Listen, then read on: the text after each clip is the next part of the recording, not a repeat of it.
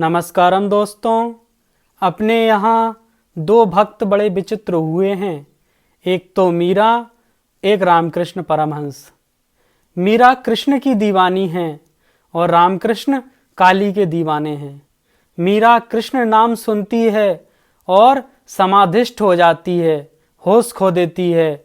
रामकृष्ण काली का नाम सुनते हैं, होश खो देते हैं, समाधिष्ट हो जाते हैं।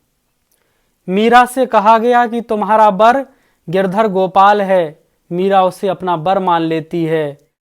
और रामकृष्ण की शादी जब शारदा से की गई तो रामकृष्ण उस शारदा को अपनी मां मान लेते हैं।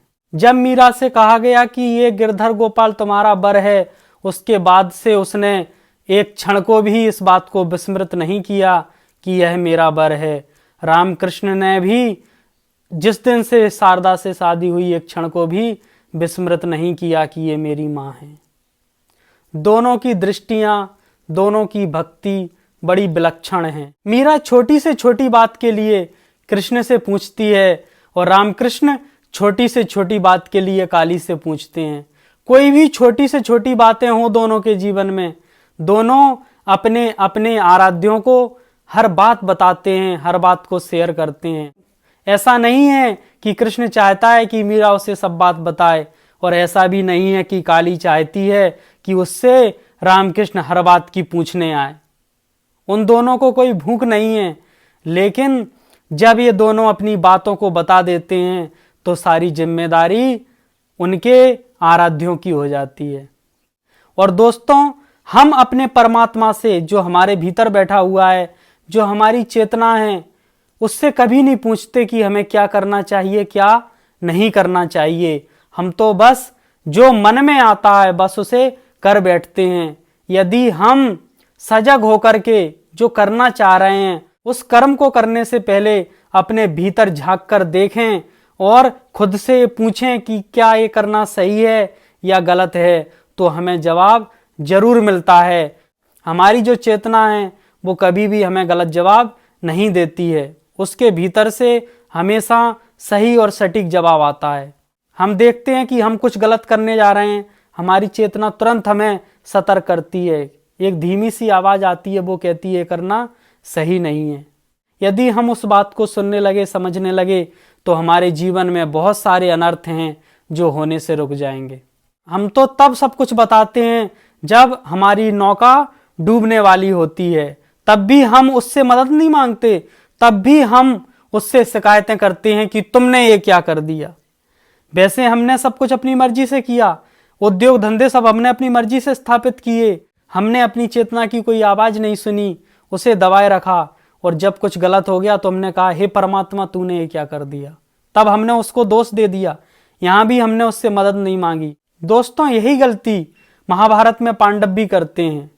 वो हर जगह हर बात कृष्ण को बताकर, कृष्ण से पूछकर करते हैं। कहीं भी जाते हैं तो कृष्ण को साथ लेकर जाते हैं, लेकिन जब जुआ खेलने गए तो ना तो कृष्ण से पूछा, ना कृष्ण को बताया, ना कृष्ण को साथ लेकर गए।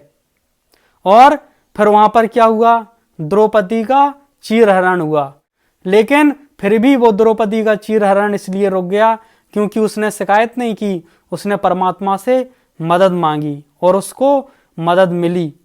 यदि पांडव वहां पर कृष्ण से पूछ कर जाते, उन्हें बताकर जाते या उन्हें साथ लेकर जाते, तो महाभारत जैसी बड़ी घटना घटती ही नहीं।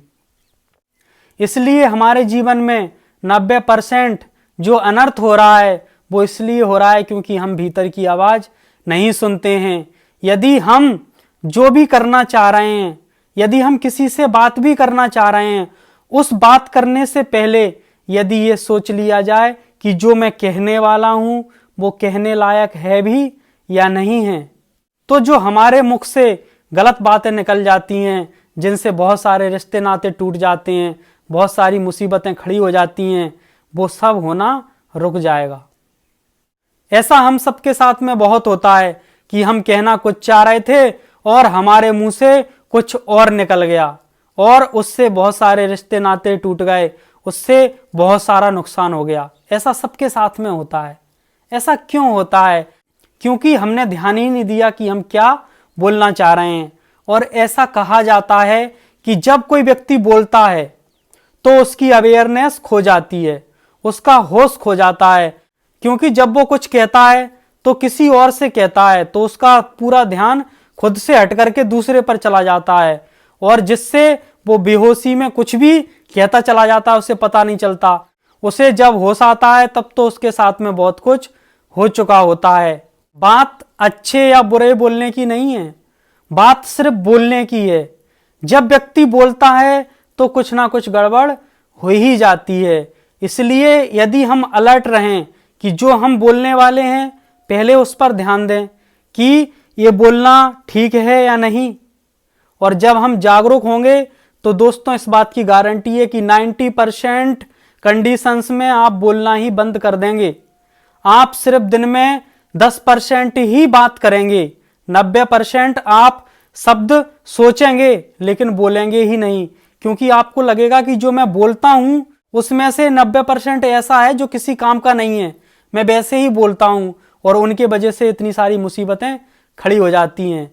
तो जीवन में यदि हम अपने भीतर बैठे परमात्मा से हर बात पूछने लगें, उसे हर बात बताने लगें, तो हमारे जीवन में अनर्थ होना, अनिष्ट होना बिल्कुल खत्म हो जाएगा।